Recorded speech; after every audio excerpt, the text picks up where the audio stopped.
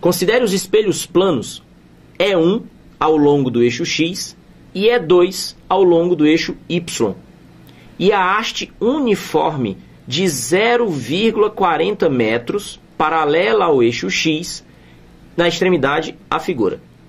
Se a haste girar 45 graus no sentido anti-horário, as coordenadas x, y das imagens do centro de massa da haste serão... Primeira coisa que eu queria que você observasse, ele fala de espelhos planos. E ele falou de dois, um espelho ao longo do eixo x e outro ao longo do eixo y. Então eu tenho uma associação de espelhos, o que significa que eu vou ter múltiplas imagens.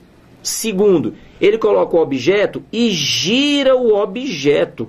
Como se não bastasse ter dois espelhos, ele ainda muda o objeto de lugar. E terceiro, como se a coisa já não tivesse complicado o suficiente, ele pede uma informação sobre o centro de massa da haste.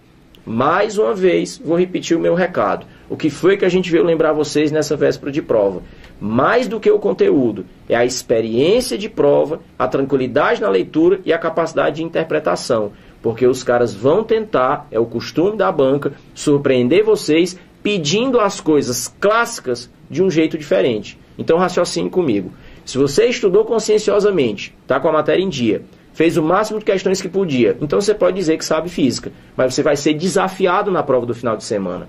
Porque ele vai pegar o conteúdo que você está acostumado e vai te exigir raciocínio. Mas o raciocínio vem depois da interpretação do texto. Então, antes de mais nada, interpretação do texto e foco no enunciado, ok? Vamos dar uma olhada na tela aqui para eu te dizer como é que é a saída dessa questão. Se você observa a figura, o que acontece? Primeiro, vamos destacar a haste. Ele mostra a haste. Repara que houve uma informação redundante no texto, porque ele diz que o comprimento da haste é de 0,40 metros. Precisava ele dizer, pessoal, está mostrando que a extremidade da haste está na posição 0,1 e que a outra extremidade está na posição 0,5. Mesmo que ele não tivesse me dito, eu saberia que o comprimento da haste é de 0,4. O detalhe é que quando ele fala uma haste simplesmente, e aí então dá a entender que é homogênea, o centro de massa fica no centro da haste. No centro da haste. Nesse caso, então, se o comprimento total é de 0,4, e aí eu vou colocar uma cota aqui, e não vai fazer confusão entre a cota de comprimento e os valores de abscissa e de ordenado, ok? 0,1 é a abscissa de posição, 0,5 é a abscissa de posição, 0,4 é uma cota, onde é que ela começa, onde é que ela termina, representa o comprimento. E aí o que é que eu tenho?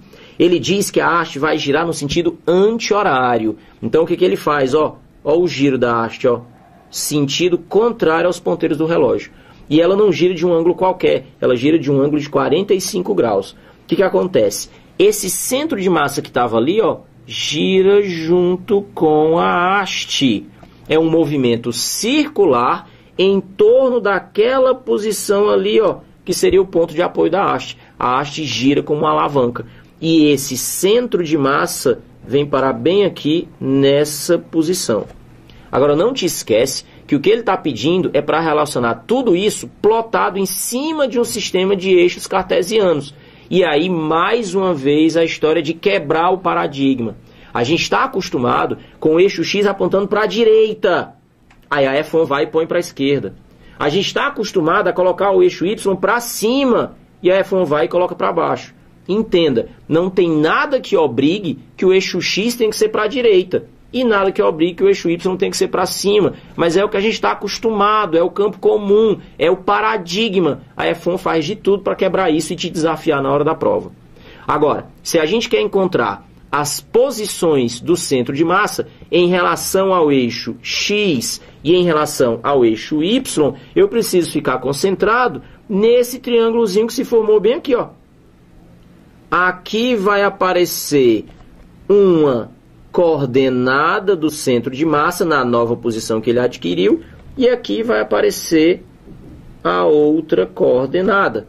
Eu quero ficar concentrado para poder fazer esse trabalho nesse triângulo bem aqui, ó, que não é um triângulo qualquer. Se a gente faz aqui o destaque dele, ó, aqui é 90 graus. Esse ângulo de inclinação já foi dito que é de 45. Esse comprimento aqui corresponde à metade da haste, que eu já sei que é 0,2.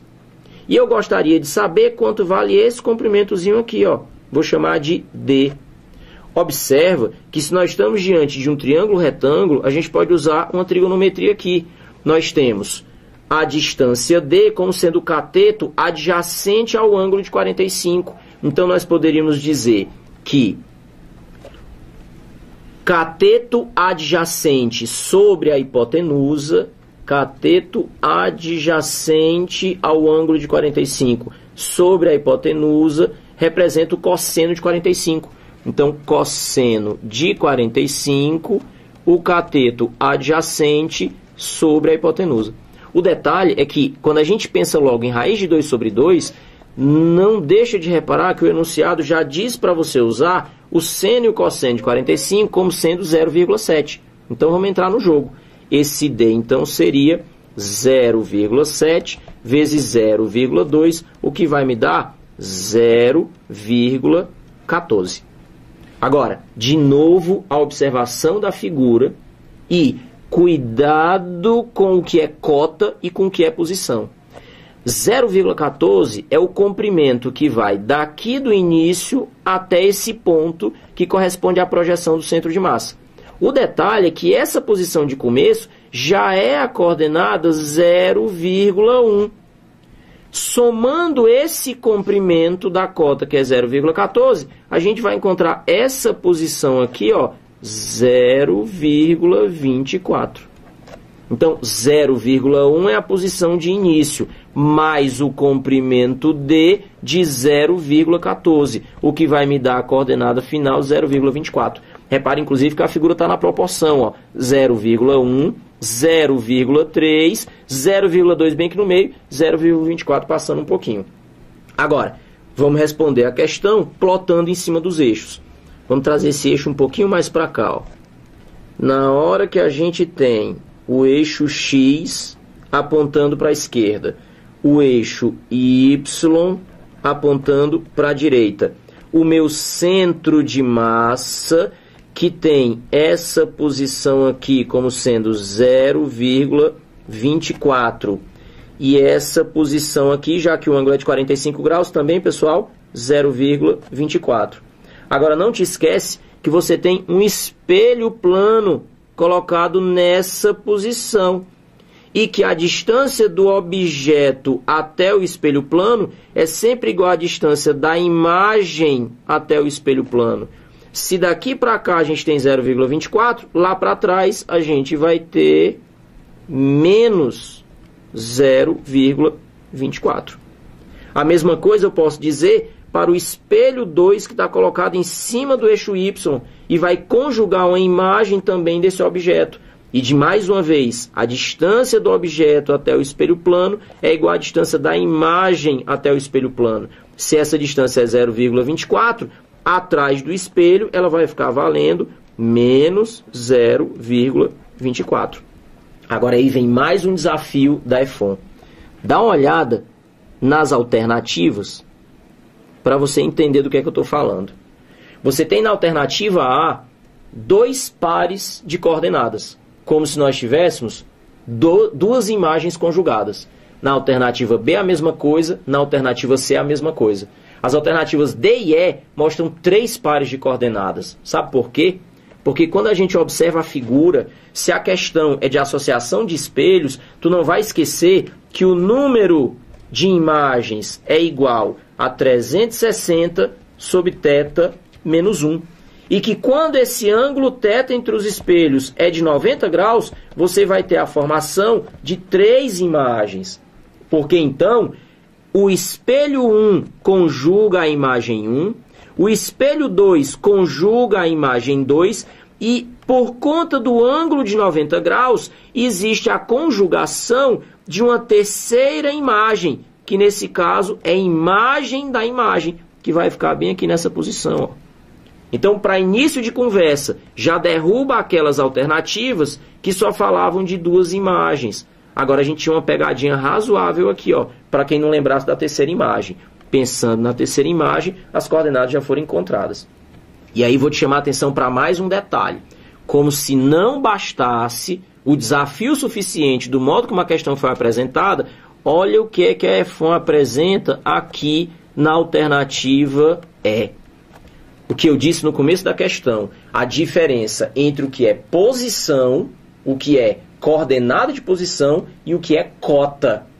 Se ela tivesse colocado a haste com a extremidade em cima do zero do sistema de eixo cartesiano, então o comprimento da haste, ou o comprimento da metade da haste, ou o comprimento da projeção do centro de massa, que a gente calculou como sendo 0,14, representaria a própria posição. Mas nesse caso ela ainda fez questão de colocar o encontro dos espelhos na posição 0, mas colocar a posição da haste deslocada, começando nas posições 0,1, tanto no eixo X quanto no eixo Y. Ou seja, é declaradamente um desafio para quem está acostumado a resolver questão de física, ok?